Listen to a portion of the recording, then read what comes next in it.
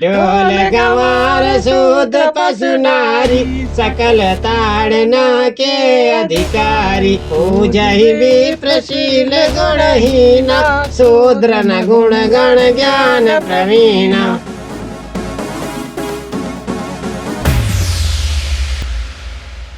पूजा ही विप्र सकल गुणहीना शूद्र न पूजाऊं वेद प्रवीणा। नीची कौम के लोगों को इल्म हासिल करने से रोक दिया जाए क्योंकि इन कौमों के इल्म हासिल करने से फसाद पैदा होता है। एक बात तुलसीदास की लिखी चौपाई है और दूसरा हुक्मनामा मुगल बादशाह अकबर महान का। यह अकबर का तुलसीदासी दौर था या ऐसा भी कह सकते हैं कि यह तुलसीदास का अकबरी दौर था। नमस्कार, मैं कृति सेवक और आप देख रहे हैं इंडस न्यूज 24x7। इन दिनों कुछ खबरें बहुत चर्चा में है। बीबीसी की डॉक्यूमेंट्री, हिंडनबर्ग की report, Ramcharitmanas, Pathaan film, Mughal Garden का नाम बदला जाना, सभी खबरें महत्वपूर्ण हैं। इन्हीं के साथ कुछ ऐसी भी खबरें हैं जिनकी चर्चा बिल्कुल भी नहीं है, जैसे ईवीएम के खिलाफ भंडाफोड़, देशव्यापी परिवर्तन यात्रा। खैर, आज हम बात करेंगे रामचरितमानस और मुगल गार्डन का नाम अमृत उद्यान करने के बारे में। आपको हैरानी होगी कि मुगल काल के कुछ हुक्म और रामचरितमानस की कुछ चौपाइयों के अर्थ काफी मिलते जुलते हैं। ऐसा भी लग सकता है जैसे अकबर और तुलसीदास डिस्कशन करके पूरे तालमेल के साथ काम करते हैं। हालांकि ऐसा होगा नहीं, बल्कि यह एक जैसी मानसिकता का स्वाभाविक तालमेल था। असल में इस देश में मुगलों का राज हो या ब्राह्मणवादी वरदहस्त हासिल करके शासन करने वालों का, सबने एक चीज लगातार कायम रखी, वह है जातिवादी घृणा।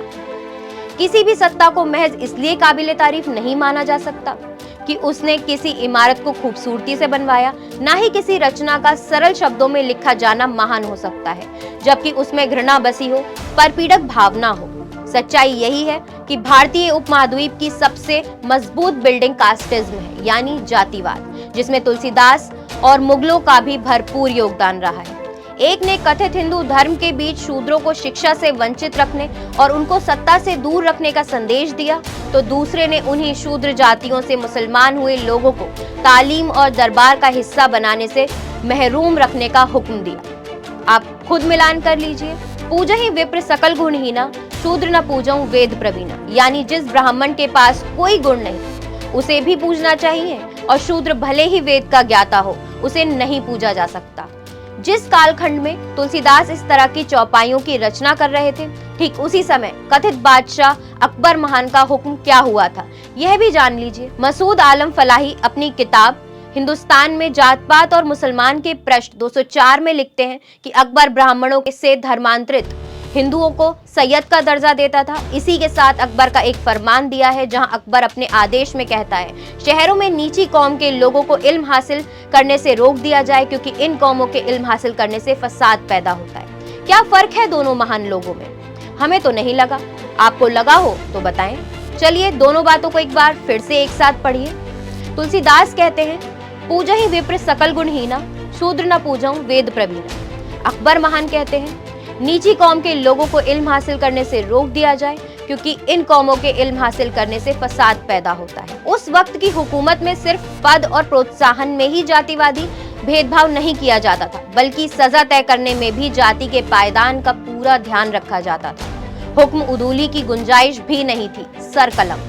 तो क्या था हुक्म? आईने अकबरी भाग 2 पेज संख्या 233 पर अब विवरण कुछ इस तरह है। अगर नीच श्रेणी का मलेच्छ किसी उच्च श्रेणी और उच्च परिवार के किसी व्यक्ति को अपशब्द कहे तो उससे अर्थ दंड के रूप में 12.5 दिरहम लिए जाएंगे। अगर बराबर श्रेणी के लोग एक दूसरे को गाली दें तो उसका आधा, और अगर उच्च श्रेणी वाला किसी को गाली दे तो उससे 1/4 वसूल किया जाएगा।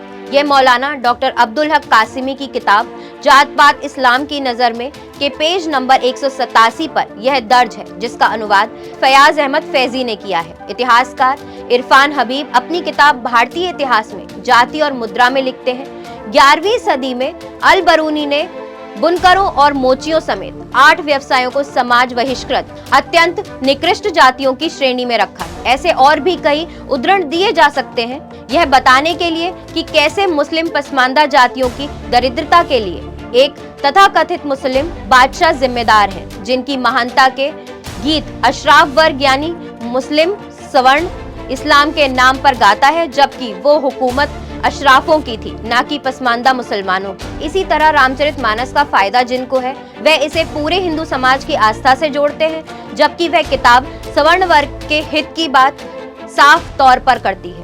अंत में एक मिलान और कीजिए। मुगल बादशाह अकबर की पैदाइश 1542 में बताई जाती है और देहांत 1605 में। वहीं रामचरितमानस लिखने वाले कवि तुलसीदास दुबे की पैदाइश 1532 और देहांत 1623 में बताए जाते हैं। इसका मतलब तुलसीदास और बादशाह अकबर की उम्र में महज 10 साल का अंतर था। अकबर का पूरा कार्यकाल तुलसीदास की आंखों के सामने से गुजरा, यहाँ तक कि वह अकबर के मरने के लगभग 2 दशक बाद तक जिए। इसी दौर में अकबर के हुक्मनामे को उन्होंने नए तरीके से अपनी किताब में जीवंत किया। अशराफ वर्ग और सवर्ण हिंदू वर्ग तब भी एक ही ट्रेन पर सवार था और आज भी है। उनके लिए मुगल काल भी अमृत काल था।